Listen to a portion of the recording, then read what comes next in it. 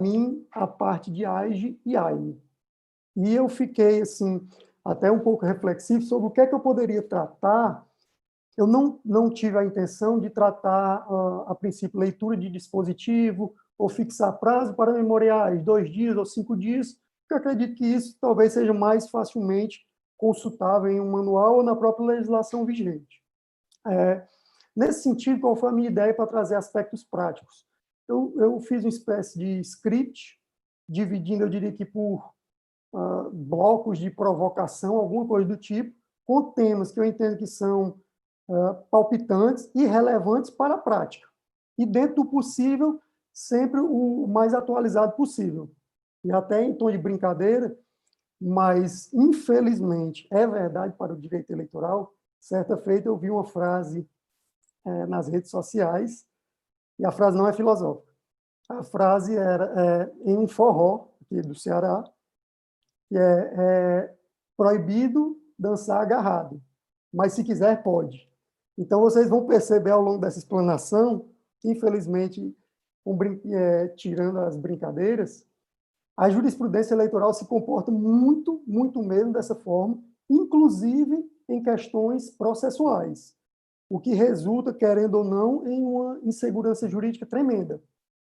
Mas, dentro do possível, nós traremos aqui os entendimentos majoritários e, principalmente, do TSE. Então, nós passaremos aqui por hipótese de cabimento, questões probatórias, a sentença e consequências relacionadas à sentença, legitimidade e outras questões processuais. Iniciando, nós vamos para as hipóteses de cabimento. A imensa maioria das coisas das quais eu tratarei aqui valerão para ambas as ações, a AIGE e AIME, com algumas ressalvas que eu mencionarei. Caso eu esqueça de fazer alguma ressalva, fico já à disposição para alguma ponderação. Pois bem, as hipóteses de cabimento da AIGE são abuso do poder econômico, abuso do poder político e uso indevido dos meios de comunicação. Quanto ao abuso do poder econômico e político, embora deveras importantes e com temas também controvertidos, eu preferi atuar aqui numa questão mais recente, até por questão de tempo, que é do abuso do poder religioso. Vamos iniciar já por um tema em evidência. O abuso do poder religioso é o uso do discurso religioso, e aqui pode ser qualquer tipo de credo, seita, religião, entidade religiosa ou coisa que o valha. Não trato de nenhuma especificamente. É o uso do discurso religioso para incutir na mente dos, e o que eu vou tratar como fiéis, mas bem genericamente, dos fiéis eleitores, a predileção político-eleitoral do líder religioso, do líder carismático. O grande problema desse abuso é porque ele tem um tom em relação aos fiéis, de temor reverencial. Então, é muito forte quando o líder religioso dá a entender, ou o faz diretamente, que aquele candidato, e aqui eu falo candidato, sempre pode ser candidato, partido, coligação, só para facilitar o discurso, que aquele candidato é o melhor, ou é o mais importante, ou é o ungido por Deus, Alá, Javé, ou qualquer entidade. Pois bem, e aí esse é o problema do ilícito, que ele tem uma gravidade exacerbada, eu diria. E o problema jurídico é que, para o TSE, e aí é em regra, porque às vezes ele deixa de seguir isso, mas a regra é que qualquer tolimento à capacidade eleitoral passiva deve ser interpretado de forma restritiva. Então, o problema é que nós não temos hoje na legislação uma vedação ao abuso do poder político enquanto ilícito autônomo. Nós temos uma série de outros ilícitos eleitorais, e como já mencionou a doutora Isabel, que eu me recordo, acredito que o doutor Rodrigo, e até a doutora Camila também, um ilícito eleitoral, um fato eleitoral, pode resultar em diversos ilícitos. A categorização pode ser variada. Então, nesse caso, nós não temos previsão de punição por abuso do poder religioso. O que é que a jurisprudência veio construindo até então? O abuso do poder religioso, e aqui vale muito para a prática, tem que estar entrelaçado com outros ilícitos eleitorais. Então, um abuso do poder religioso pode representar um abuso do poder econômico também.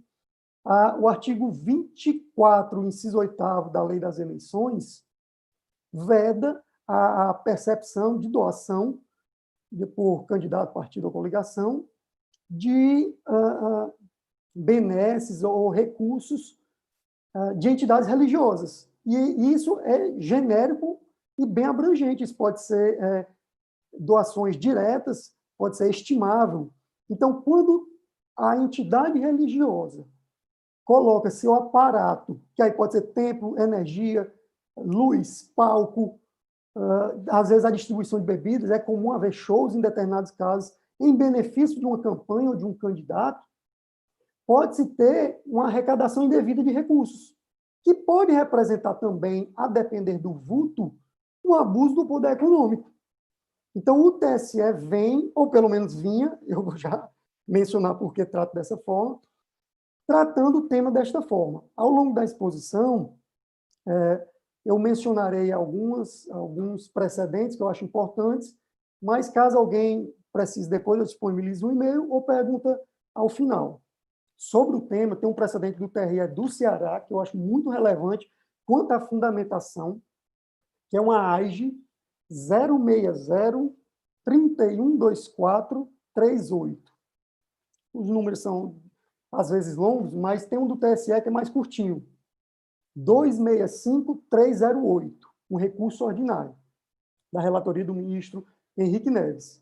E nesses precedentes, tratam exatamente dessa forma, de entrelaçar o abuso do poder religioso com outros ilícitos.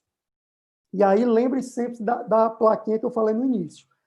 Recentemente, foi iniciado um julgamento, até onde eu sei, pelo menos até ontem, acredito que hoje ainda não haja sido, iniciado um julgamento do recurso especial eleitoral 8285, que é de Lusiânia, Goiás, que trata do abuso do poder religioso, e o ministro Edson Fachin sinalizou que talvez passará a tutelar esse ilícito, tutelar o pleito, na verdade, contra esse ilícito, de forma autônoma. Então, hoje, enquanto nós conversamos, é importante que vocês que atuam, que sempre na inicial tentem entrelaçar com outros ilícitos. Mas é possível que, quando seja concluído esse julgamento, pelo menos o TSE sinalize de que autonomamente começará a apurar também esse ilícito. Então, passo agora para o uso indevido dos meios de comunicação. E qualquer dúvida ou ponderações podem ir digitando aí no chat. Eu vejo, alguém me interrompe se for o caso. O uso indevido de meio de comunicação social, que pode também, em determinados casos, até estar atrelado com o abuso do poder religioso, dependendo da divulgação que se der ao fato, é uma espécie de exorbitância do exercício da liberdade de expressão. A liberdade de expressão, enquanto liberdade, é um direito basilar do nosso Estado democrático, mas deve ser exercida em contraponto com as demais liberdades e em obediência às regras vigentes, é indiscutível. Nós temos alguns exemplos que acontecem muito, principalmente no interior, ao menos aqui no Ceará e no Nordeste, acredito que se replique pelo país, que é o de rádios que são, por exemplo, de famílias de candidatos ou famílias de presidentes de partido, e essas rádios passam a ser desvirtuadas para fazer propaganda positiva de alguém ou negativa, sem conferir a isonomia necessária, sem dar direito de voz a adversários, e isso pode configurar, obviamente preenchido outros requisitos, o uso indevido dos meios de comunicação. Eu fiz questão de tratar desse ilícito específico, porque nesse ano talvez seja mais patente esse ilícito com base em mídias sociais, em redes sociais, em utilização Será que houve um impulsionamento antes de um período permitido? Esse impulsionamento foi em grande escala? Qual o vulto desse impulsionamento? Então, também é importante que quem atua na área fique de olho, sempre fazendo um link, principalmente a partir de agora, com o ambiente virtual. Questão de fake news também.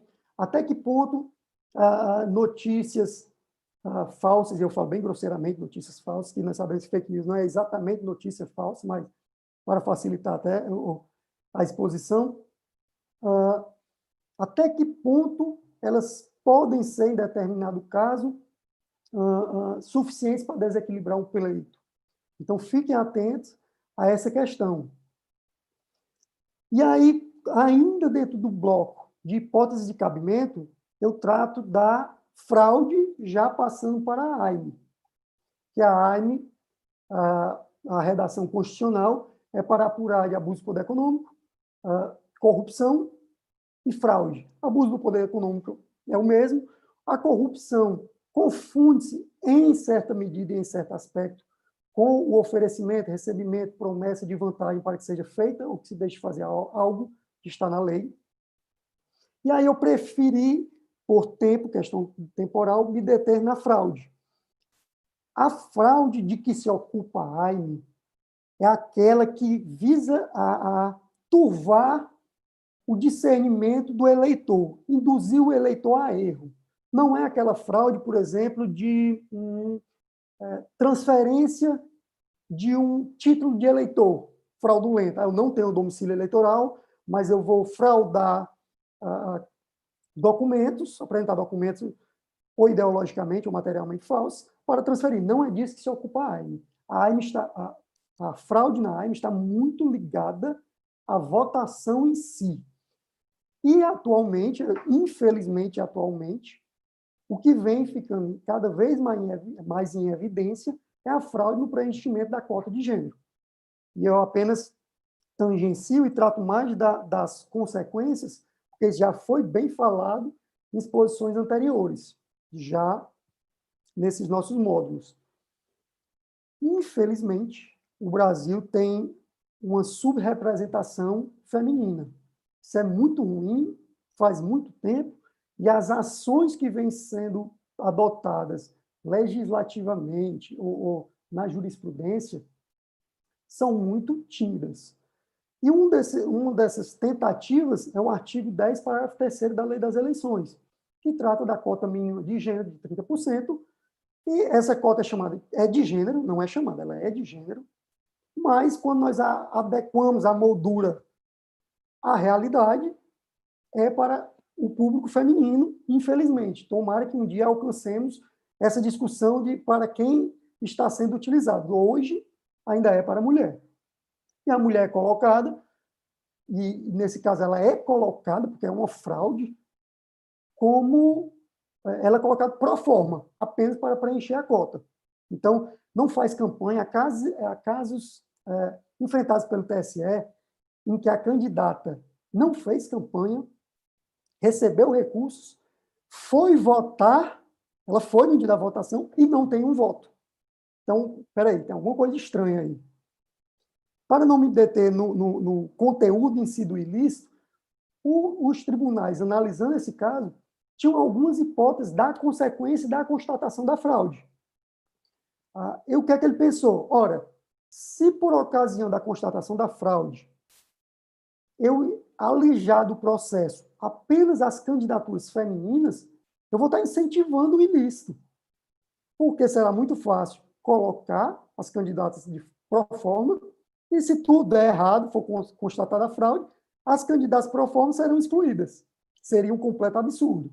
Em contraponto, a utilização dessa manobra fraudulenta fez com que mais candidatos pudessem ter seu registro, porque conseguiu balizar de acordo com os 30% na proporção de cota.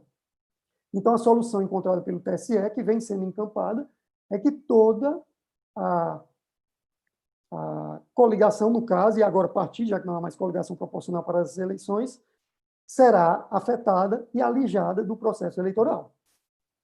E aí eu menciono também um acórdão aqui apenas para consulta, que é o RESP 19392, que é bem interessante, perdão, quanto à análise. E falo também, registro, que esse tema das candidaturas laranjas já foi enfrentado tanto em AIME quanto em AIGE. Então, com isso, eu encerro, digamos, o primeiro bloco, talvez até atropeladamente, mas pretendo avançar para os demais. Tem alguma indagação já nesse ponto, doutora? Deixa eu ver aqui. Então, eu faço o seguinte, eu vou prosseguir e pode ser, qualquer momento pode me interromper ou, ao final, nós tratamos de eventuais perguntas. Vamos para o que eu vou chamar de bloco. Tem só, para não te atrapalhar aí, para separar, tem um rápido comentário sobre a questão do abuso do poder religioso estar, sim, na tipicidade ali do artigo 22, mas foi só um comentário, assim, porque houve a sua observação de que não estaria previsto, seria uma interpretação sobre os tipos que já tem ali. Tem uma pergunta que foi já do professor Rodrigo, que ficou por fim, que se a compra de apoio político poderia caracterizar aí alguma ilicitude, seja ele a compra de voto ou o abuso do poder. As demais eu vou deixar ao fim, porque passa um pouco tangenciando a sua disciplina, eu vou deixar para o fim, mas seriam só essas duas. Perfeito. Apenas uma ponderação também, uma contraponderação, digamos, quanto à questão da previsão do abuso do poder religioso. Inclusive, nesse voto do Fachin, é muito interessante que ele, uma espécie, em determinado momento, ele trata como abuso de autoridade religiosa. Eu, hoje, entendo particularmente que a autoridade de que trata o artigo 22 não é a religiosa. É a autoridade, aquela que exerce o munus público, que, em determinado caso, pode se confundir. Mas penso eu que, de forma autônoma, não seria o caso. Se não é autônoma e pode ou não haver sanção em decorrência de sua constatação, é outro debate, que eu acredito até que o TSE vai acabar por entender que é possível sancionamento autônomo. Mas eu tentei também não ficar tentando prever o que vai ser feito. São tantas as indagações com que a gente já tem hoje, mas gostei da ponderação.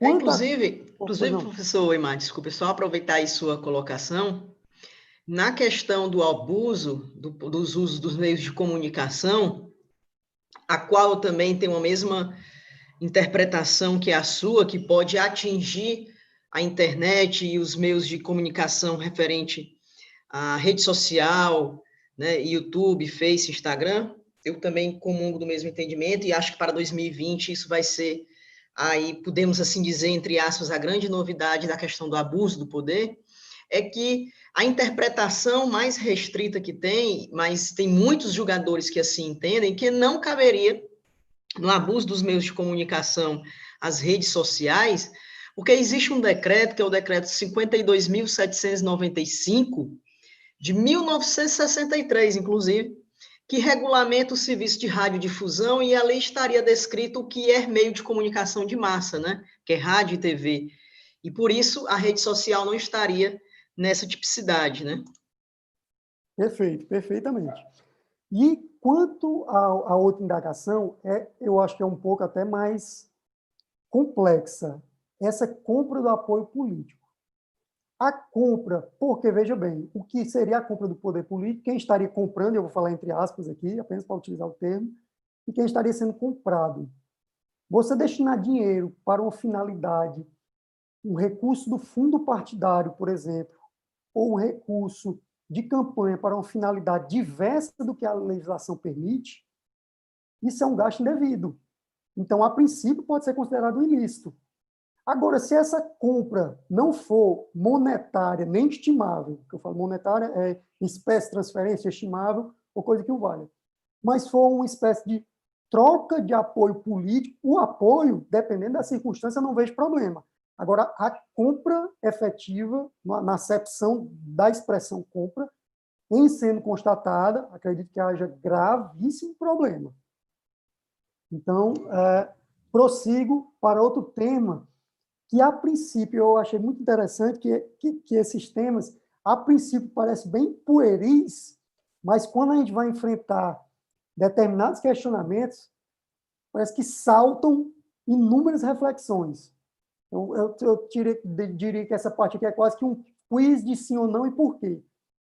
Legitimidade ativa, que é a parte simples. Na legislação, vem dizendo quem é parte legítima para tratar dessas ações. Partido político, coligação, candidato, Ministério Público.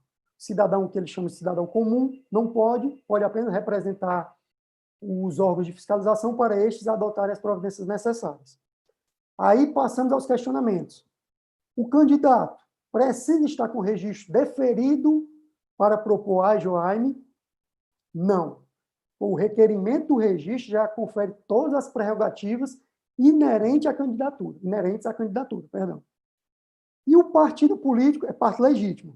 Mas se for um partido político que não lançou candidato nessa eleição, porque o partido político não é obrigado a lançar candidato, é parte legítima? O TSE já entendeu que sim, porque, em última análise, os feitos eleitorais não visam ao interesse imediato de quem propõe a ação, mas a lisura do pleito. Então, seria possível. Eu menciono nesse sentido o RESP 26012. É antigo, mas eu confesso que eu pesquisei mais e não encontrei nada divergente quanto a isso. E o candidato a cargo diverso pode ajuizar? O prefeito pode ajuizar uma AGE contra um vereador? Sim, pode sim. E essa é bem recente, a jurisprudência. Menciona aqui o RESP 0600 51837, da relatoria do ministro Tarcísio Vieira de Carvalho, que é um excelente eleitoralista. Ele diz, da mesma forma, é a mesma ideia do partido. Quando se menciona candidato, não há por que restringir ao candidato em determinado caso. Nesse caso, eu já vi decisões em contrário de TRS, mas o TSE já decidiu isso, e essa que eu mencionei é de 2020 já, e trata especificamente desse tema. Nesse caso específico, era recurso contra expedição de diploma, mas aplica-se às demais, não há por que aplicar a um caso que pode gerar cassação do diploma e a outro não. Chama-se até de legitimidade conglobante, nesse caso. E o partido político coligado pode ajuizar a ação isoladamente, e aí eu entendo haver uma diferença da AGE e da AIME por questão lógico-temporal.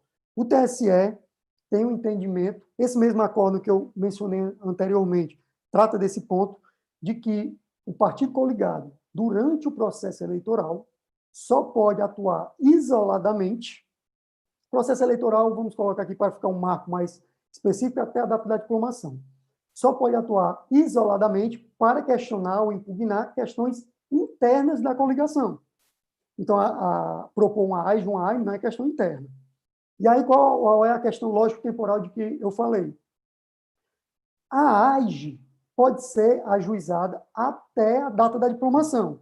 Ora, se até a data da diplomação o partido coligado não pode atuar isoladamente, por consequência lógica, ele não pode fazer isso na AGE. Já da AGE, que tem prazo inicial à diplomação, e percorre seus 15 dias subsequentes, é possível.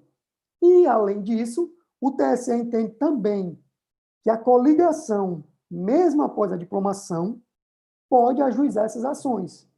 Porque, embora a coligação seja pro tempore e se desfaça com a diplomação dos eleitos, essas ações podem resultar na cassação de diploma ou mandato. Então, também é importante isso, que eu deixo como registro, que são inúmeras. E aí passamos para a ilegitimidade ou legitimidade passiva, que parece também ser um tema de extrema simplicidade, mas há uma série de outros questionamentos. Vamos iniciar. E aqui eu trato praticamente, e principalmente, do litisconsórcio passivo necessário. Essa parte é importantíssima, porque os prazos dessas ações são decadenciais.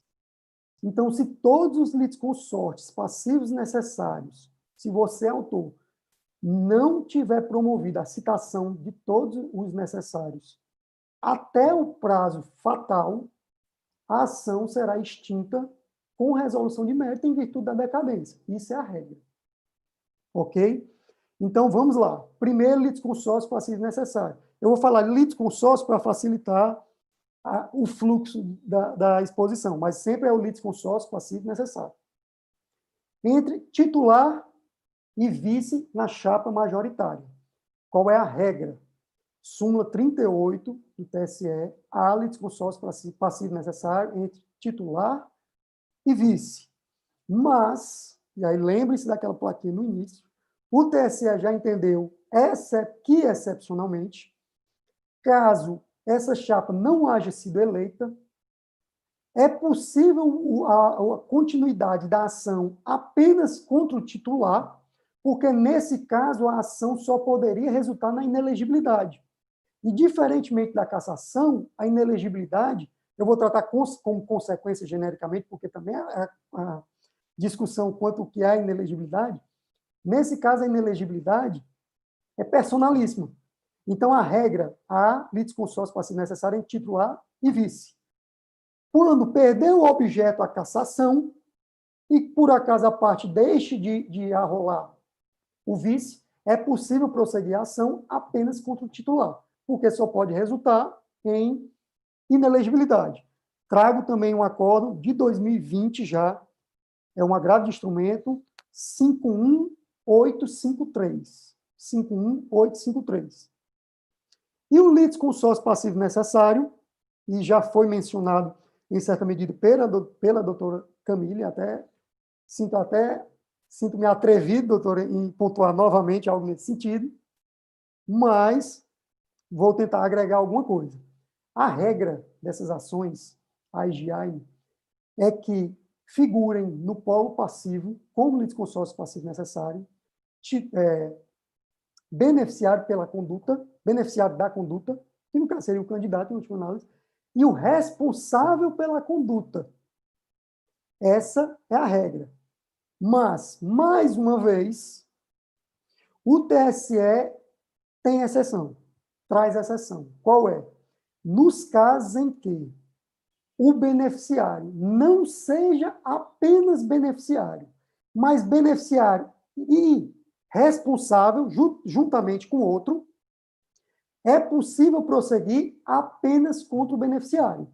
Então, a regra é que haja esse litisconsórcio passivo necessário, mas quando o beneficiário age, ainda que indiretamente, com um terceiro, que também seria o responsável, então ele seria um responsável indireto, o beneficiário, nesse caso, pode-se prosseguir apenas contra ele.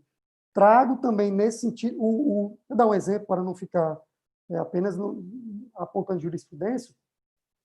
Por exemplo, um prefeito, candidato à reeleição, que manda um secretário praticar determinado ato em seu benefício. Obviamente, tendo prova disso tudo de que eu estou falando. Nesse caso, como o secretário age como longa-manos, como mandatário do beneficiário, o responsável age como mandatário do beneficiário, é possível não haver esse litisconsórcio passivo necessário, você não terá prejuízo se não arrolar o responsável. E a jurisprudência, o julgado quentíssimo sobre isso, é o agravo de instrumento do TSE 37523. Está com um mês aproximadamente esse julgado, que afirma exatamente isso. E aí eu faço apenas uma ponderação. Antes da ponderação, vou concluir essa parte. Litisconsórcio passivo necessário com o partido político. Essa aí já diria que está pacificado, hoje, enquanto falamos, pelo menos, súmula número 40 do TSE, diz que não há litisconsórcio passivo necessário com o partido político, essa é a regra. Não encontrei jurisprudência relevante em contrário, salvo se, por exemplo, um presidente de partido atuar em conluio com o beneficiário, mas nesse caso não seria o partido político, seria o presidente, enquanto responsável, cairia na hipótese anterior. Então, eu fecho esse outro bloco dos litisconsórcios, deixando uma coisa bem clara, importante para quem atua. No direito eleitoral, inclusive em questões processuais, existe, parece, uma parte, infelizmente pequena, que vai dar errado se você fizer. Existe outra que vai dar certo se você fizer. Existe uma zona de penumbra muito grande. Então, sempre que possível, eu diria que corra para o lado da luz. Porque se há debate, se é litisconsórcio passivo necessário em titular e vice, se é responsável ou não, coloque todos no polo passivo. Não como má-fé, mas se você entender realmente que aquela pessoa foi determinante para o ato e para o benefício. Que aí você reduz seu risco consideravelmente. E você que irá se defender, analise se a inicial traz todos os requisitos necessários ou não, principalmente nesse ponto. Então, eu vou passar para o próximo tema. Também acho bem interessante. Professor Emar, só um minutinho. O professor Pois não. Rodrigo Martiniano já está colocando no inbox aí das mensagens, as jurisprudências e os acordos que ele prometeu, tá? Para quem não viu ainda, ele já está inserindo aí. No tocante a perguntas, professor Imar, professor, não vi aqui agora ainda nenhum acréscimo. Tem umas que eu separei, mas eu vou deixar para o fim para não atrapalhar aí, porque tem relação, mas não é significativa ainda com o tema diretamente. Mas eu vou passar todas ao fim. Perfeitamente. Então, prosseguimos. Vamos tratar agora de algumas questões probatórias, que eu acho bem relevantes quanto a esse tipo de ação. E iniciamos, isso é muito importante, eu realmente não tenho como saber o público se é mais de quem já está há mais tempo ou não, mas eu vou falar de uma forma que abranja, nesse ponto das testemunhas, todos os que têm interesse na matéria. Testemunhas, que é uma das coisas mais importantes que todo mundo que ajuiza ou se defende nesse tipo de ação tem que ter em mente. Nas ações eleitorais de AGI, outras também, mas aqui, como é o meu tema, eu vou focar nesse. A parte autora arrola suas testemunhas, até o máximo de 6, na petição inicial. Não deixe de colocar. Quando seu constituinte ou potencial constituinte chegar para você, advogado, advogada, para debater uma possibilidade de ajuização, a primeira coisa que você faça é dizer, me consiga 6 testemunhas. E aí depois você vai procurar saber com ele quem são as testemunhas, se são relevantes, se não vão, esse tipo de coisa. Não deixe de colocar, porque o prejuízo pode ser tremendo para o seu constituinte. De igual sorte, as testemunhas da defesa são arroladas na contestação até o limite de 6. Nesse ponto específico, também tem julgado do TSE afirmando que, em caso de litisconsórcio passivo necessário, o limite de 6 é para cada um dos litisconsortes, porque senão poderia, é questão de respeito à ampla defesa, que haveria possibilidade de, dentro da defesa, começar a discutir quem arrolaria 3, quem arrolaria 2, quem arrolaria as 6, e seria prejudicial para a defesa no geral. Então, há julgados nesse sentido, se houver mais de um litisconsorte, obviamente, litisconsorte é mais de um, se houver, arrole 6 para cada. E aí, tratando da prova testemunhal, vamos a um ponto que sempre traz muita discussão, e aqui no Ceará, até razoavelmente recente, teve um debate mais assintoso sobre isso. Condenação com base em prova testemunhal. É possível lavrar a sentença condenatória unicamente com base em testemunha? Sim, é possível, com base em testemunhas. Toda sentença condenatória traz um jargão que é utilizado, vem do TSE e foi encampado, que é nesses tipos de ação, a necessidade de prova inconcursa, cabal, inconteste da prática do ilícito e sua gravidade. Então, se o arcabouço probatório testemunhal for coeso, coerente e tranquilizar o juiz de proferir uma sentença condenatória, ele pode fazer. Não há vedação a isso. O que o artigo 368-A do Código Eleitoral veda é a condenação na prova testemunhal singular e exclusiva. Então, se houver uma testemunha tratando do ilícito, não há possibilidade. E essa prova foi a única do processo sobre o determinado fato, não é possível a condenação. Mas é possível, se houver algumas testemunhas, haver condenação, sim. É possível, se houver apenas uma testemunha tratando do fato e essa testemunha corroborar documentos, é possível condenação? Sim, também. O que não pode é testemunha singular e exclusivamente prova testemunhal fundada em uma pessoa. Outra questão probatória, depoimento pessoal. Quem está acostumado a tratar dessas ações sabe bem que muitos magistrados preferem ouvir seu constituinte demandado. Então, geralmente, ao fim das testemunhas, o magistrado pede para o demandado, ou seja, investigado ou impugnado, apresentar seu depoimento pessoal. Seu constituinte, demandado no geral, não está obrigado a prestar depoimento pessoal. Se ele quiser, ele tem o direito de prestar, e se ele quiser exercer esse direito, você, advogado da defesa, informa isso na contestação. A resolução que trata disso é 23.608, é o artigo 44, parágrafo 3º. Então, ele pode prestar, se entender que deve, e deve decidir antes, por ocasião da contestação. Outro ponto, que aí esse aqui eu acho que até se comporta como uma espécie de ioiô na jurisprudência. Às vezes vai, às vezes volta. Mas o entendimento atual é esse que eu vou passar agora. É a gravação ambiental.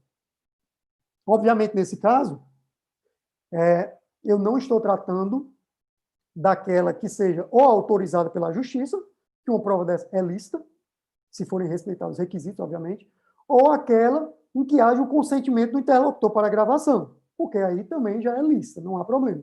Eu trato aqui daquela que não é autorizada pela justiça e daquela, concomitantemente, que não tem o consentimento do interlocutor. A regra geral, fixada pelo TSE, é de que é válida, lícita, a gravação ambiental realizada por um dos interlocutores. Então, se o eleitor tal está conversando com o candidato a prefeito e nessa conversa há um oferecimento, promessa, pagamento efetivo ou qualquer fato que possa representar um ilícito, a gravação feita pelo interlocutor, pelo eleitor no exemplo, sem o consentimento, é válida. O TSE, e pode ser reunião também, pode ser 10 pessoas, não interessa. É possível. O TSE fixou que essa é a regra e as exceções, ele disse expressamente, que serão avaliadas caso a caso. O que eu já vi no TSE que ele entende que é ilícito é quando há um diálogo induzido para a gravação. É como se fosse um flagrante preparado. O eleitor chega e praticamente força que o candidato diga ao menos, concorde, ao menos indiretamente, às vezes até para se livrar do eleitor. O termo pejorativo e grosseiro seria esse. Então, quando é uma situação induzida, o TSE tem entendido que extrapola o limite da licitude. E também é importante frisar que a gravação ambiental é diferente da interceptação. A interceptação é um terceiro, é uma pessoa alheia à conversa que grava, até o nome é autoexplicativo, ele intercepta a conversa. Então, nesse caso, é norteado pela ilicitude nesse caso. E é interessante esse tema, porque eu estou vendo que a nossa exposição está sendo gravada no momento. Então, esse tema talvez esteja bastante em evidência para os meios virtuais também. E se aplica, eu acho que vai ter que ter uma adequação apenas à moldura fática virtual. Aqui pode haver uma interceptação por hacker, pode haver uma gravação por quem está assistindo, e aqui, no caso, é uma exposição, mas eu poderia estar cometendo um ato ilícito e estar sendo gravado. Então, é muito interessante também refletir sobre a adequação desse entendimento para esses casos. Prosseguindo nas questões probatórias. Diligências. Esse é um ponto importante, acredito talvez que mais importante para quem não tem tanta vivência em audiência desse tipo de ação. O que é a questão aqui? Ao cabo da instrução processual, é facultado às partes apresentarem as diligências que entendem necessárias à sua estratégia processual, seja de acusação ou de defesa.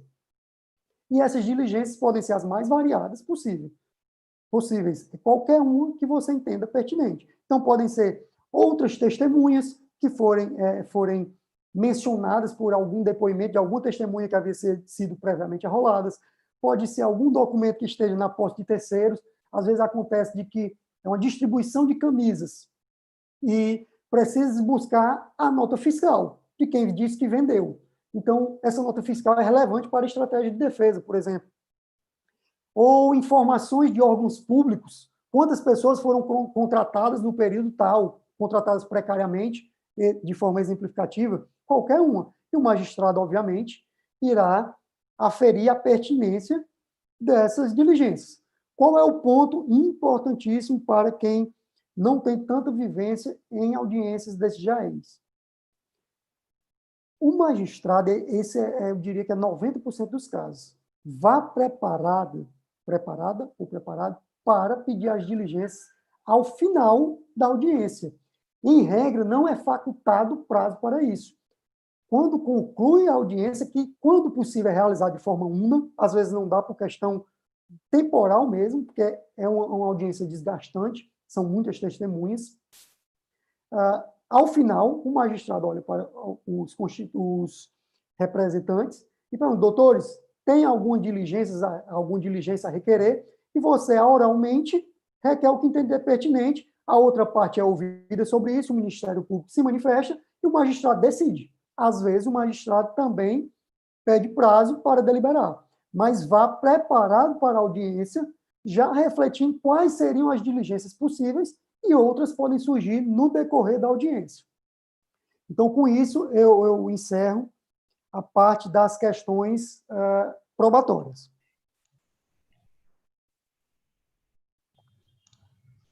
Prosseguindo, eu vou para a parte de sentença e algumas consequências.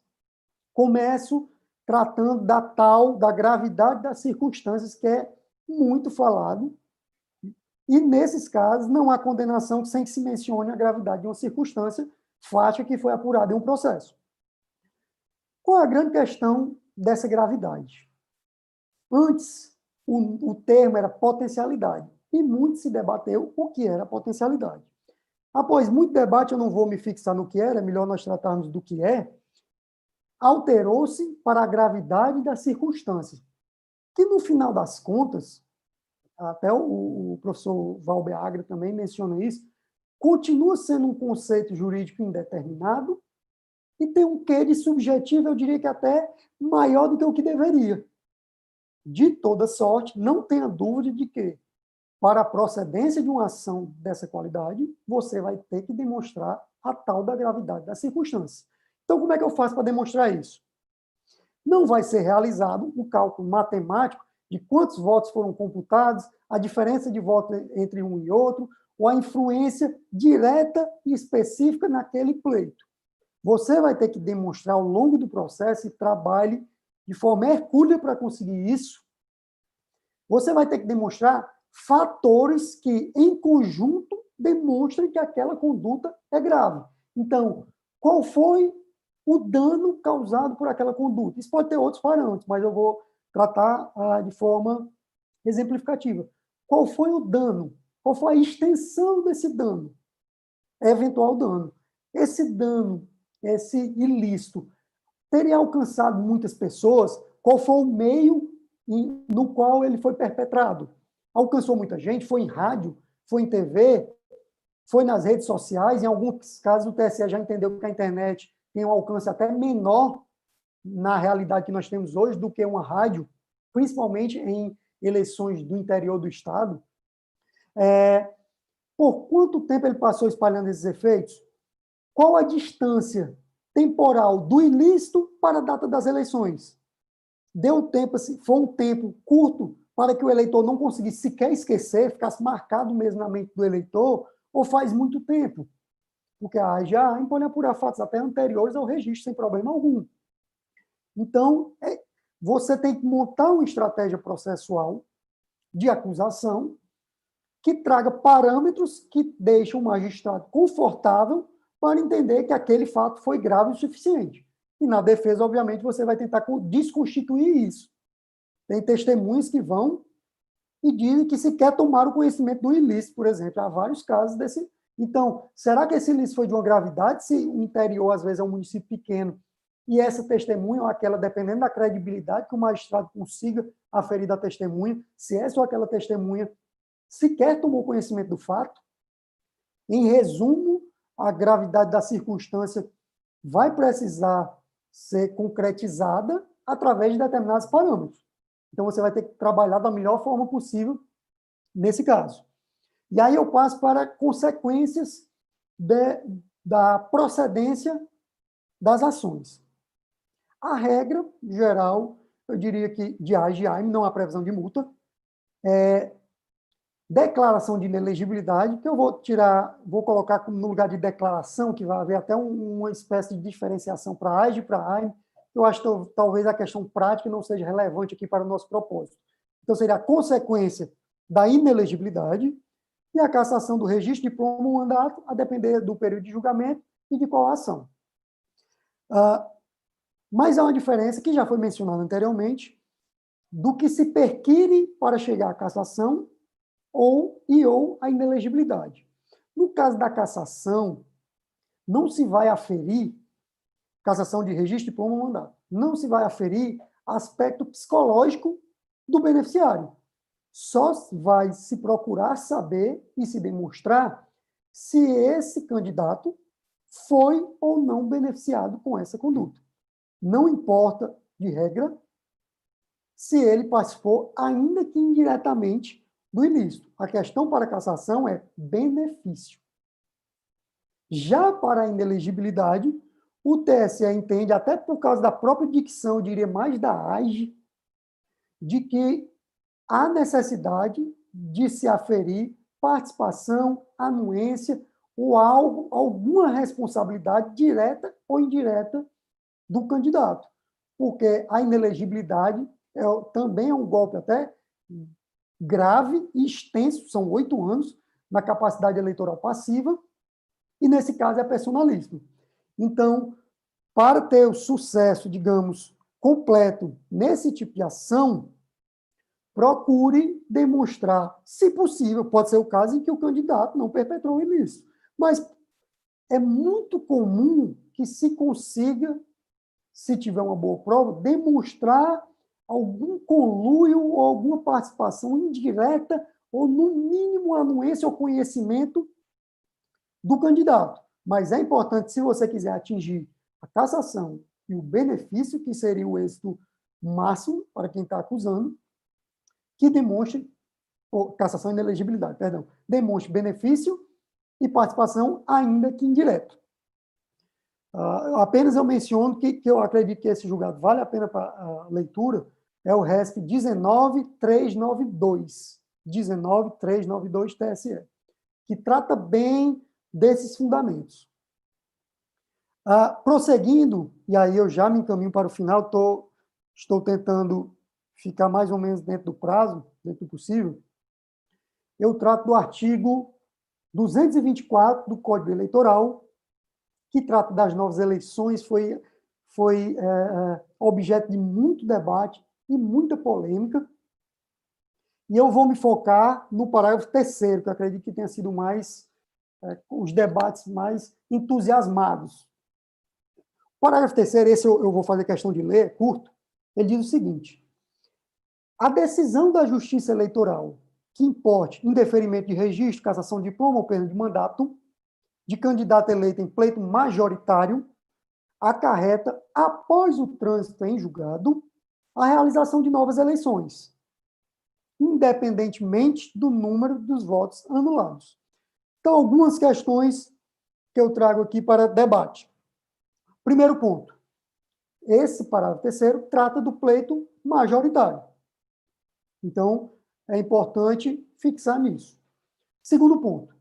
A redação diz que as novas eleições ocorrerão após o trânsito em julgado. Essa expressão, após o trânsito em julgado, foi declarada inconstitucional pelo STF. A ADI é a 5525, que trata desse tema e trata de outros também nesse ponto. Então, hoje, não há necessidade de trânsito em julgado para que se inicie o processo administrativo de novas eleições. Há todo um arcabouço prévio que precisa ser tratado pelos tribunais para que sejam realizadas as novas eleições. Então, não há necessidade do trânsito em julgado. Então, é imediato? Também não, porque, como eu mencionarei em breve, o recurso hoje possui efeito suspensivo. Mas, em confirmada a decisão pelo órgão regional, pelo tribunal, já se pode iniciar o procedimento para as novas eleições. E outro ponto relevante é que antes nós tínhamos até um problema, talvez, matemático, que gerava uma angústia, que havia uma diferença.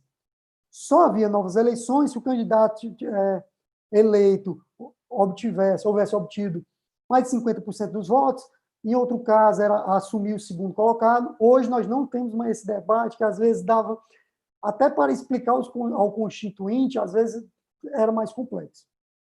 Hoje, independe do número de votos. Foi eleito e foi cassado, e que eu falo cassado genericamente, há novas eleições, a princípio, obviamente. Então, também sobre esse tema, eu trago a repercussão geral do STF, o tema número 986, que independe do número de votos. E eu menciono também o parágrafo 4º. O parágrafo 4º desse mesmo dispositivo do 224, apenas pontuação, não vai influenciar nesse pleito a parte de reflexão, mas serve como para rememorar, digamos. Ele diz que a nova eleição será indireta se a vacância ocorrer a menos de 6 meses do final do mandato, e se for em outro período, será direta. Apenas o ponto aqui é que o STF, também na ADI já mencionada, consignou que essa disposição não se aplica a presidente e vice da República e a senador, porque a disposição constitucional expressa que trata de forma divergente. Mas eu acho importante o registro desse parágrafo 4º. Caso me permita, eu avanço um pouquinho, mas, na verdade, é só para pontuar. Acredito que 2 questões, que já foram, inclusive, pontuadas, mas essa também é importante, porque traz uma paz de espírito. Aqui eu menciono a doutora Isabel, que eu sei que ela já passou muito por isso também, de um lado e de outro, que é o efeito suspensivo automático ao recurso eleitoral, nesse caso da eleição municipal. Antes, quem tinha seu constituinte cassado tinha uma via cruz que era realmente complexa. Você tinha que pegar a decisão, elaborar o recurso, protocolar o recurso, pegar o protocolo, fazer uma ação cautelar, ir para o TRE, protocolar, distribuir, falar com o relator e tentar conseguir um efeito suspensivo. Falando já é demorado. Para fazer, era realmente você tinha que mobilizar a máquina do escritório para isso. Hoje, o efeito suspensivo é automático, independe de manifestação judicial. Se você protocolou seu recurso competente no prazo de 3 dias, fique tranquilo que não vai haver alijamento do mandato do seu constituinte. E apenas um ponto processual, que para mim é uma aberração, mas que também vem uma espécie de flexibilização pelo TSE, mas eu vejo que não vem sendo tão comentado quanto deveria e pode gerar um problema, é o artigo 96b de bola da Lei das Eleições, que trata de uma conexão estranha entre ações eleitorais. Estranha e, para mim, inconstitucional. Ele diz, o dispositivo, artigo 96b, parágrafo 2º, se proposta ação sobre o mesmo fato apreciada em outra ação, cuja decisão ainda não transitou em julgado, será pensada ao processo anterior na instância em que ele se encontrar, figurando a parte como litisconsorte do feito principal. Até a redação é meio estranho, mas vamos lá. Eu ajuizo uma ação, foi julgada, procedente ou improcedente, está em grau de recurso no TSE. Se eu ajuizar outra ação com o mesmo fato, e aí percebam, O fato, como já foi mencionado em outras exposições, eu já mencionei hoje, o fato ilícito é multifacetado. Ele pode ter várias conotações de ilícitos eleitorais. Então, aqui, a norma não trata se é uma AIGE e uma AIME, duas AIMEs de autores diferentes. O fato é que, pela redação do dispositivo, se houver uma AIGE julgada e estiver no TRE e for ajuizada, digamos, por outra parte, uma AIME, isso é o que eu extraio da redação, há sério risco de um magistrado remeter essa AIME para o TRE e você, autor, vai figurar como litisconsorte passivo na ação que já está tramitando. Isso fere a competência de uma forma que eu não consigo nem mensurar. Há, salvo engano, até uma ADI sobre isso também, agora realmente eu não me recordo o número, mas há também.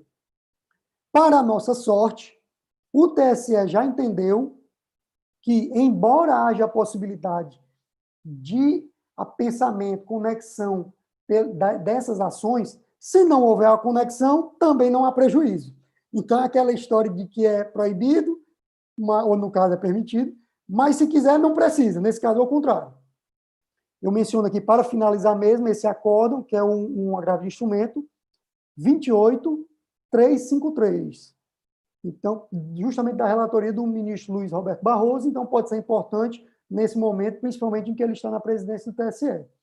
Então, doutores e doutores, com essas ponderações atropeladas e eu diria que corridas, mas foi para tentar me manter no tema e não cansar, eu agradeço e, se houver alguma ponderação, estou à disposição.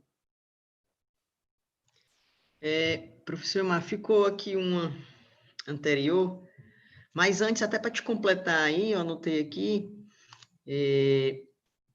na questão do abuso do poder das candidaturas laranjas, onde a decisão atinge a todos daquela coligação, o partido agora, no caso do Legislativo, quando caça-se todos, a inelegibilidade ela só vai atingir aquele que contribuiu com a ilicitude. Aqueles que foram caçados por derrubada, digamos assim, falando de uma forma mais fácil, da coligação, eles vão ter a cassação, mas não a inelegibilidade, né? Perfeito, e também de que agora, no dia 28 de maio de 2020, nessas mesmas ações de candidatura laranja, em AIGE e em AIME, né, que é a matéria de hoje, o TSE decidiu que, pela não inclusão de suplentes no polo passivo, né, foi o agravo no RESP 68480 e 68565, né, para quem ainda desejar anotar aí a questão do polo passivo nas candidaturas laranjas, né, da inclusão de suplentes, que não torna obrigatório, né?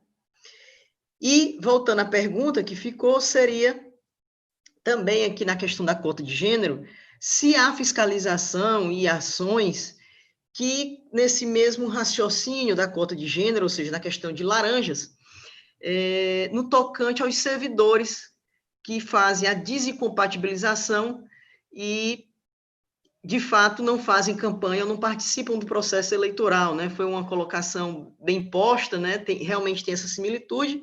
Então, foi uma pergunta de um aluno, se puder comentar. E a outra que eu falei, que passava aí tangenciando a sua disciplina, mas teve dois alunos que falaram, é a questão do impulsionamento de páginas por pré-candidatos, né? Ou seja, as redes sociais a partir de pré-candidatos. Então, se houver tempo e o professor puder responder, são apenas as colocações para a gente encerrar e aguardar aí a aula de amanhã do professor Henrique Neves. Perfeito, doutora. Obrigado. Quanto à primeira questão, que é da desincompatibilização, digamos, vou falar grosseiramente, da desincompatibilização fraudulenta, que aí tem a ver com a cota de gênero. Isso pode, inclusive, constituir crime, primeiro de tudo. Você se desincompatibilizar, seja por questão da cota de gênero ou no geral, que já foram enfrentados inúmeros casos, porque essa desincompatibilização, e no caso, por exemplo, é um servidor, é remunerada. Então, ele está recebendo dinheiro público para se candidatar. Isso é uma forma de tutela do seu direito, de sua capacidade eleitoral passiva. Se ela desvirtua isso, ela pode incorrer em crime, e eu acho muito interessante que seja feita uma fiscalização perante os órgãos dos quais houve a desincompatibilização. Então, você pode aferir junto ao órgão quando foi a desincompatibilização, de que forma foi feita, e, inclusive, pode resultar, além da seara eleitoral, que são essas consequências de que nós já tratamos, pode resultar também em probidade administrativa. Você está recebendo dinheiro público para não se candidatar. E aí é verdade, porque vocês teria, por exemplo, se você é um servidor, vocês teria que estar exercendo sua função e percebendo a remuneração correspondente. Se você não está fazendo isso por questão fraudulenta, você pode sofrer sanções em vários níveis. Então, as ponderações que eu faço, no geral, são essas. E trazendo para a parte prática, pesquisem, vão atrás de em que circunstância ocorreu essa desincompatibilização. Inclusive, acho que foi a doutora Camille, se não me engano, que falou, não me recordo, ou foi a doutora Isabel, que a maior fiscalização em período eleitoral acontece dos adversários. Então, você que é candidato a partido adversário, você tem direito de pesquisar o que está acontecendo, porque a lisura do pleito também depende disso. Então, nesse ponto, seriam essas as ponderações. Quanto ao impulsionamento, eu vou considerar pré-candidato, eu vou considerar como se, nesse período que nós estamos, por exemplo, que às vezes a pessoa se refere a pré-candidato mais genericamente. Pois bem, nesse período nós temos assim, foi aquela zona de penumbra de que eu falei no início. Então, o TSE já decidiu que podem gastos moderados, mas não tratou, pelo que me recordo, especificamente de impulsionamento, e seria de acordo com o candidato médio, e o candidato médio de Fortaleza, Ceará, não é o mesmo de Chaval, no Ceará, e o mesmo de São Paulo. Então, também temos uma dificuldade de aferir o que seria esse candidato médio e esses gastos moderados, mas, digamos, um impulsionamento. Impulsionamento pode ficar caro.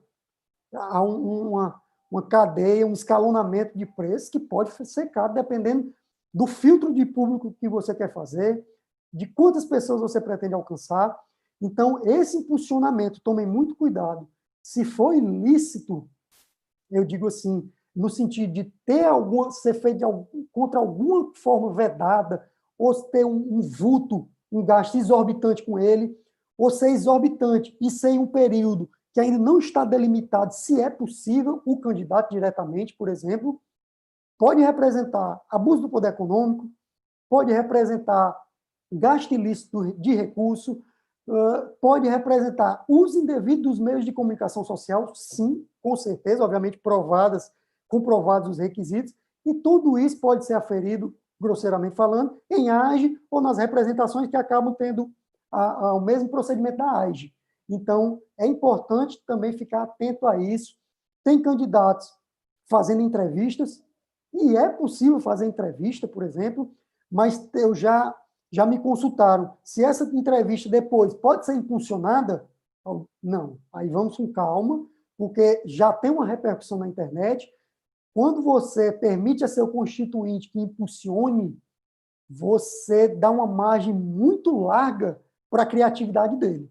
Então, com essas ponderações, doutor, eu finalizo só dizendo que você, advogado, você, advogada, tem total responsabilidade por alertar o seu constituinte do que é possível ou não fazer. A criatividade humana, felizmente, não tem limite, isso é bom, mas você, tudo no direito eleitoral, eu diria, que é questão de custo-benefício, e você, advogado, custo-benefício no seguinte sentido: você vai mostrar para o seu constituinte, e geralmente o que está errado, e o que tem numa zona de penumbra. O que está errado não deve ser questão de custo-benefício, não é para fazer, e o que está na zona de penumbra, você tem que ter a responsabilidade de dizer: você fizer isto, você corre um sério risco de ter uma propaganda irregular até a cassação de um mandato. Então, veja se dentro desse debate é realmente relevante você praticar essa conduta. Então, com isso, doutor, eu encerro, agradeço imensamente a participação de quem nos ouviu, nos prestigiou até agora.